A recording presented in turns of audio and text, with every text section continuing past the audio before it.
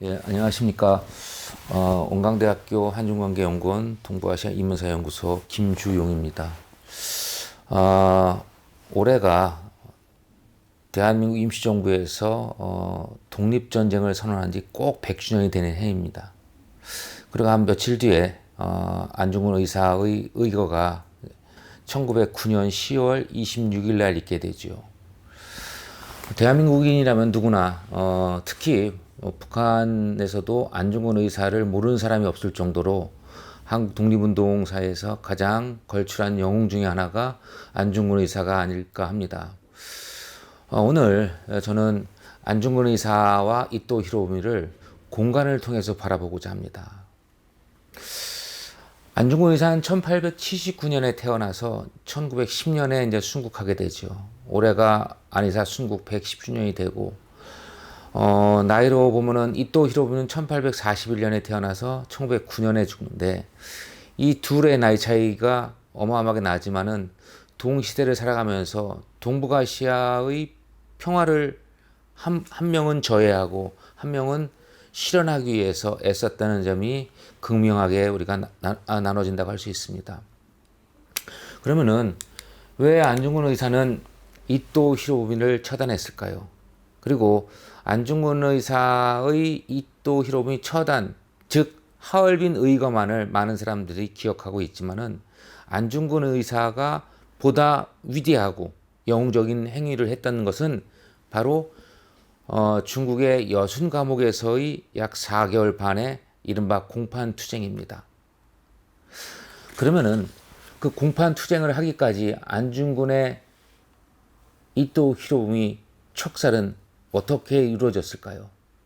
그 이유는 1868년 일본이 메이지 유신을 단행하고 나서 밖으로 나갑니다. 특히 일본은 탈아 입구, 아시아를 벗어나서 입구, 구라파로 들어가겠다. 그러니까 세계사의 한 일원으로 우리 일본은 자리 잡겠다라고 하는 야심이 있었는데 그 걸림돌들이 있었습니다. 특히 이 동북아시아의 전통적인 맹주는 중국입니다. 특히 중국과 연결된 조선은, 이 한반도는 중국과 일본, 중국과 조선 이 삼국이 하나의 문화적인 영역, 특히 한자 문화권을 이루고 있었기 때문에 뗄래야 뗄 수 없는 불가분의 관계였습니다.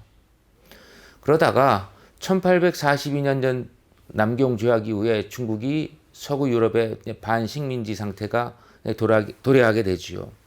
일본은 동북아시아의 전통적 관계를 파괴하고 새로운 질서를 만들기 위해서 조선을 강제로 개항하게 됩니다. 우리가 일반 한국인들이 알고 있는 이른바 강화도 조약이 1876년에 체결되게 되는 것이지요. 이 강화도 조약의 가장 중요한 사항은 불평등 조약이고, 이 불평등 조약을 통해서 일본은 당시에 미쓰비시라든지 미찌라든지 이런 일본 기업들이 막대한 부를 축적하게 되는 계기가 됩니다. 또 하나, 일본이 중국만을 생각했었는데 이제는 어디가 오냐면은 러시아가 오기 시작합니다. 동구의 충격이 자연스럽게 동북아시아로 들어오게 되는데 그 핵심 세력이 바로 러시아입니다. 러시아는 1860년 북경조약을 통해서 한반도 면적만한 연해주를 청나라로부터 얻게 되지요. 이때부터 블라디보스톡, 동방을 정벌하라라고 하는 블라디보스톡이라는 도시를 세우고 끊임없이 남진 정책, 남하 정책을 추진하게 됩니다. 이러한 가운데 일본과 중국이 청일 전쟁을 치렀고, 여기에서 승기를 잡았던 일본은 10년 뒤 1904년 다시 러시아와 전쟁을 치르게 됩니다. 세계사에서 유례를 찾아볼 수 없는 이른바 동양계가 서구를 이겼던 것이죠. 이렇게 일본은 선전합니다. 그런데 청일전쟁과 러일전쟁 모두 주요 무대가 바로 한반도였습니다. 다른 나라의 싸움 전장이 우리의 영역이었던 것이지요. 그런데 1905년 러일 전쟁의 결과가 일본 입장에서는 탐탁치가 않았습니다. 러시아로부터 큰 배상금을 받았어야 되는데 그렇지 못했지요. 그러다 보니까는 보다 많은 배상금을 얻기 위해서 한 나라를 이제 본격적으로 집어삼키려고 합니다. 그 대상이 어디냐? 바로 대한제국이었습니다. 이 대한제국을 집어삼키기 위해서 1905년 10월 달에 한 명의 일본 원로 정치인이 국내에 들어오게 됩니다. 바로 이등방문 이토 히로부미죠. 이토 히로부미는 고종을 압박하고 러일 전쟁에서 손실을 봤던, 왜냐하면 러일 전쟁의 전비가, 전쟁 비용이 일본이 감당할 수 있을 정도의 예산이 아니었습니다. 러일 전쟁 기간에 썼던 예산이 약 일본 국가 예산의 거의 한 6배를 쓴 것이죠. 근데 그 예산을 영국과 미국에서 차관을 들여왔는데 이제 그걸 갚으려면은 남의 것을 빼앗는 방법밖에 없었습니다. 그 남의 것이란 바로 조선 대한제국입니다. 그래서 한국인들이 다 알고 있는 1905년 11월 17일 이른바 을사늑약을 체결하게 되죠. 을사늑약을 체결하게 되는 그 주역이 바로 이토 히로부미였습니다. 고종을 겁박해서. 자, 이렇게 을사늑약을 체결하고 나서 대한제국은 외교권이 박탈되고, 그 다음에 국가의 주권이라고 할 수 있는 조폐공사, 이 전환국이 폐지가 됩니다. 그리고 일본의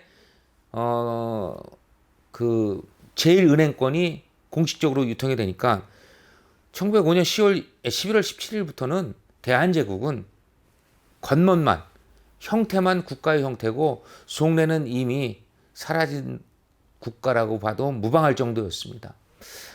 이렇게 1905년 11월 달에 을사늑약을 체결하고 막대한 이익을 취하려 했지만은 이토 히로부미의 야욕이 쉽게 성공하지는 못했습니다. 그 배경에는 바로 미국이 있었던 것이지요. 미국은 1905년 8월에 포츠모트 조약을 중재했고, 그 중재한 대가로 남만주 철도 주식회사의 중립 운영권을 얻으려고 했어요. 그래서 당시 미국의 철도왕 해리만이 일본에 와가지고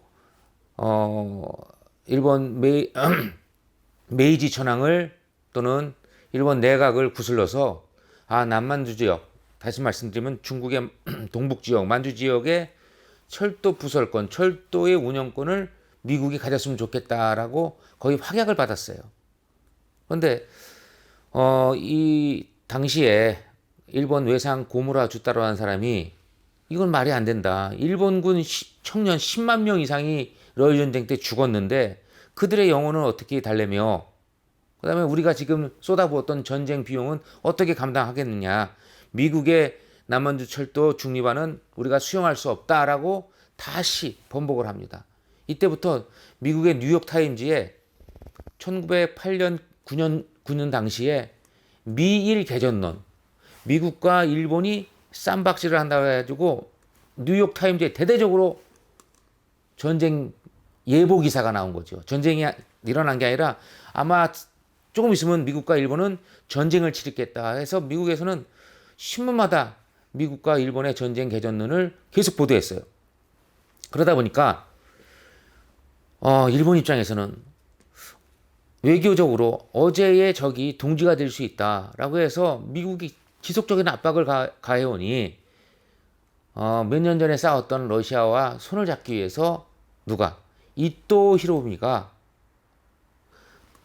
당시에 러시아의 재무상, 돈줄을 쥐고 있는 재무상 코코프 체프를 만나러 가게 되는 것이지요. 그 장소가 어디냐? 바로 하얼빈이었던 것입니다. 그래서 안중근 의사는 이 코코프 체프하고 이토 히로부미가 하얼빈에서 만난다는 소식을 이제 원동보를 통해서 확인하게 됩니다. 그래서 당시 안중근 의사는 연해주 지역에서 활동하다가 의병장으로 있었어요. 우리가 안중근 의사가 이토 히로부미를 처단하기 이전에는 어, 연해주 지역의 의병 참모 중장으로 활동을 했고, 그래서 몇 차례 두만강을 진격해서 전투를 치렀는데 패하게 됩니다. 신화산 전투에서. 그 안의사 같은 경우는 너무 힘들어가지고 두만강 강가에서 일본군을 피해서 하늘을 보면서, 야, 내가 이 일본군한테 독립이 되면은 나는 미국의 워싱턴 묘에 참배하고 싶다라고 할 정도로 당시 미국의 워싱턴에 대한 흠모가 있었습니다. 그 이유는 워싱턴이라는 사람이 영국의 식민지에서 미국을 독립시켰던 장본인이잖아요. 그러니까 안중근 의사는 그런 영웅을 만나고 싶다. 역설적으로 그만큼 의병 전쟁이 힘들었다라고 한 것을 반증하는 것입니다. 이렇듯 안 의사는 1908년 9년 초반까지 의병 전쟁을 치르다가 이제는 더 이상 의병 전쟁이 가망이 없게 되자 동지들 13명과 함께 단지 동맹을 맺게 됩니다. 그래서 안중근 의사의 유목을 보면은 왼손 네 번째 약지가 없지 않습니까? 그래서 그 당시에 동지들과 손을 끊어서 결연히 조국이 독립될 때까지 내 자신을 버리겠다라고 하는 결의를 다지게 됩니다. 이렇게 안의사가 독립운동을 지속할 때 바로 이토 히로부미가 하얼빈에서 코코프 체프를 만난다는 소식을 듣고서 당시의 동지들, 그러니까 1860년생에 된 최재영이라는 사람은 연해주 지역의 한인이지만은 부호였습니다. 그래서 거사 자금을 대게 되지요. 그래서 안중근 의사는 어린 유동화, 그다음에 조도선, 우덕순 이런 사람들과 하얼빈에 김성백이라는 분이 있었습니다. 김성백이라는 분은 이미 러시아에 있다가 하얼빈으로 이주한 분이죠. 러시아에는 1864년도에 한인들이 처음 건너가서 1905년 정도, 거의 한 50년 가까이 한인타운을 만들었고, 그들이 기차를 타고서 하얼빈에 정착한 사람들이 굉장히 많았습니다. 그 대표적인 인물이 바로 김성백이었던 것이지요. 그래서 김성백 집에서 모의하고, 그다음에 하얼빈역과 장춘 근처에 있는 채가구역을 두 군데를 거사 지역으로 삼았던 것입니다. 그 내용들을 잠시 또 살펴보면은 당시에 남만주 철도 주식회사를 통해서 일본은 막대한 부를 축적하려 했고요. 그 남만주 철도 주식회사는 지금으로 치면 한국의 거대 재벌 몇 개를 합친 것만큼 어마어마한 자산을 갖고 있었던 국책회사입니다. 그러니까 이토 히로부미는 이런 회사들도 살리고 민간 회사도 살리려고 대륙 침략의 선봉으로서 온 것입니다. 그래서 당시에 이토는 이렇게 일련의 정책 속에서 조선을 이미 아울렀고, 이제 남은 만주 지역의 면적이 한반도의 6배 정도 됩니다. 그래서 우리가 광활한 만주벌판 이러지 않습니까? 하얼빈에서 대련까지가 980km입니다. 그런데 지금 거기에 철길이 나져 있어요, 현재. 그래서 2020년에 하얼빈에서 대련까지 기차를 타면은 3시간이면 도착합니다. 시속 300km 이상을 가죠. 그 광활한 만주벌판에 산 하나가 없어요, 거의. 비옥한 토지가 있죠. 이렇게 광활한 만주벌판을 차지하기 위해서 일본은 이 만주벌판 안에 또 지하자원, 이 석탄이 어마어마하게 많이 매장되어 있습니다. 부순 지역에. 또한 결과론적으로 보면은 일본이 세계 2차 대전 끝나고 나서 만주국에서 발견하지 못했던 것이 바로 석유입니다. 동북지방의 만주에 지금 석유가 두 군데에서 나고 있어요. 일본의 입장에서는 굉장히 안타까운 일이었지만은 동북아 평화를 위해서는 잘된 일이기도 했지요. 안중근 의사가 이렇게 만주 지역에서, 하얼빈 지역에서 이토 히로부미를 기다렸고, 그리고 1909년 마침내 이토 히로부미가 이제 이 간도 지역을 지나서 간도 지역의 일본 영사관들입니다. 간도 지역을 지나서 어디로 오게 되냐면은 이제 하얼빈으로 오게 됩니다. 그래서 당시에 동북아시아 정세를 보면은 일본은 러시아와 동맹을 맺고 미국을 견제하려고 했던 것이죠. 미일 개전론을 불식시키고 보다 강력한 동북아 패권을 만들기 위해서 이른바 후에 N블록이라는 그런 경제 공동체까지 만들기 위해서 이토 히로부미가 노구를 이끌고 70이 다 된 이토 히로부미가 하얼빈으로 오게 된 것입니다. 그래서 이토는 일본의 내각 총리 대신이자 이제 한국의 초대 총감으로서 활동하게 되는데요. 그래서 하얼빈에 오는 이토를 안중근 의사가 처단하게 됩니다. 이거는 하얼빈 안중근 기념관에 있는 1분 30초짜리 동영상을 잠시 보여드리겠습니다.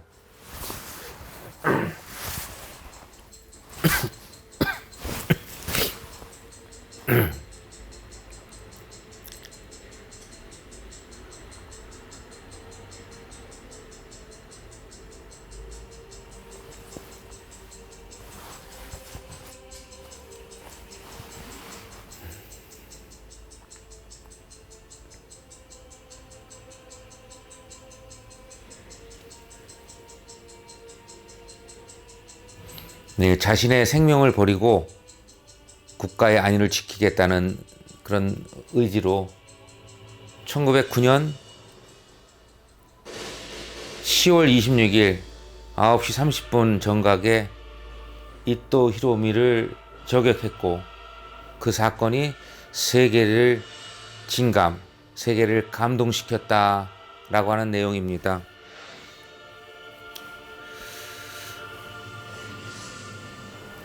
올해가 벌써 안의사 의거가 111년이 됐고 이제 순국도 110년이 되는 해입니다. 우리가 안타까운 거는 안중근 의사의 유해도 발굴하지 못했고 그가 이토 히로부미를 저격하기 위해서 하얼빈역에 당시에 그날입니다. 모였을 때 러시아 병사들 코코프체프가 마중 나온 거 이런 사진들이 있고 모자를 벗어서 이제 5번이 이제 코코프체프 앞에 있는 이토 히로부미입니다.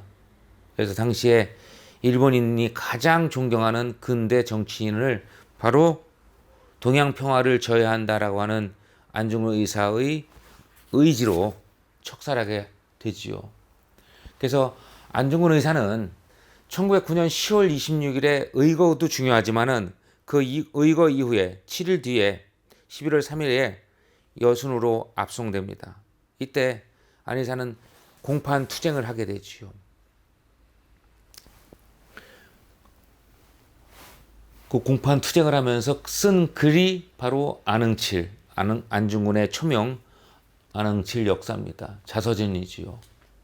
그래서 이 여순 감옥에서 안중근 의사는 약 6차례의 신문 그래서 신문을 통해서 자신의 의견을 제시합니다. 그러면서 검사가 얘기할 때 나도 얘기할 테니까 가만히 있어라 하면서 얘기한 게 바로 뭐냐?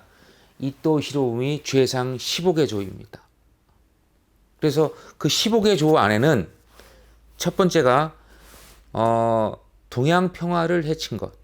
다시 얘기해서 일본 메이지 천황을 기망해서 동양 평화를 해친 이런 제목들이 쭉 있습니다.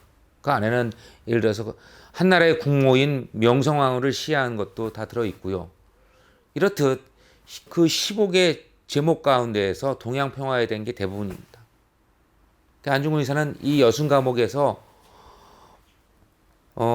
수감되면서 여순 법원, 관동 법원에서 계속해서 공판 심리를 받습니다. 공판 심리를 받으면서도 다른 사람들은 같이 있었던 일본 표현대로 공범들, 독립운동가 우덕순, 조도선, 유동환은 침울한 얼굴이었다고 합니다. 의거하고 나서 안중근 의사만이 법정에서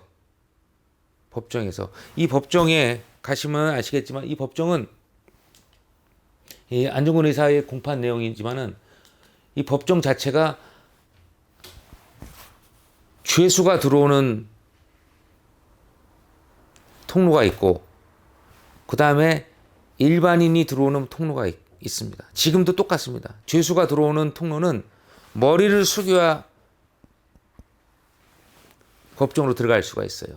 그러니까 일본이 건물을 만들 때도 저렇게 독립운동가들을 철저히 탄압하는데 건축상에도 그 차별이 녹아있던 것이지요. 이렇듯 안희사는 이 공판에서 유일한 승리자가 됩니다. 특히 이 공판을 방청했던 영국의 모리어 기자가 이런 얘기합니다. 이 위대한 세기의 공판의 영원한 승리자는 바로 안중근이라고요. 그래서 안희사는 이 공판 와중에 자신이 지필하지 못했던 동양평화를 1910년 2월 14일 날 사형 선고를 받습니다. 그런데 사형 선고를 받고 나서 안희사는 내 사형 선고를 일주일만 더 늦춰다오. 내가 지금 뭐를 쓰고 있니? 동양평화론을 쓰고 있었기 때문에 그 얘기를 법정에다가 얘기를 하게 되지요. 그래서 동양평화론의 본질. 그래서 동양평화론은 다 쓰지 못해서 서와 전감만 남아있습니다. 머릿말과 그 다음에 전감이란 건 뭐냐면은 옛사람들의 경험을 비추어 오늘의 나를 바라본다. 특히 옛사람들의 역사적인 선험적인 경험을 통해서 오늘의 나를 경계한다. 이런 겁니다. 제국주의 시대에 제국주의 국가가 한 나라를 침범해서 노예적 삶으로 살아가게끔 하는 것이 과연 동양 평화에 맞는 것이냐? 아니지요. 그래서 안중근은 동양 평화를 위해서 몇 가지 대안을 제시합니다.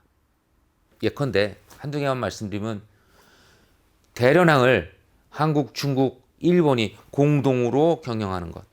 그 다음에 동북아에는 공동의 화폐를 발행할 것. 뭐 등등 이런 구체적인 방안까지 제시하게 됩니다. 안중근 의사가 왜 위대하냐? 안희사는 안중근 의사 개인이 중요한 것이 아니라 안희사 가문이 한국 독립운동가 가운데 가장 많은 독립운동가를 배출했습니다. 특히 우리 한국인들한테 안중근 의사는 북한에서도 기념비를 세울 정도로 안희사의 흠모가 대단하지요. 근데 우리는 안중근 의사한테는 부채가 있습니다. 아직도 안중근 의사의 유해를 발굴하지 못했던 것이지요. 안중근 의사뿐만 아닙니다.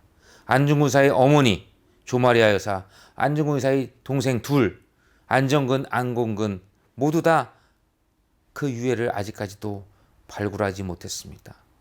경제대국 10위권에 대한민국이 자신을 버리고 조국을 찾고자 했던 31살의 청년의 유해를 아직까지도 발굴하지 못했다는 게 대한민국의 지금 부끄러운 자화상입니다. 안희사 순국 110주년에 우리가 그를 소환하고 기억하고 자그맣게 기념하는 것이 그 큰 영웅에 대한 작은 예의가 아닐까 싶습니다. 감사합니다.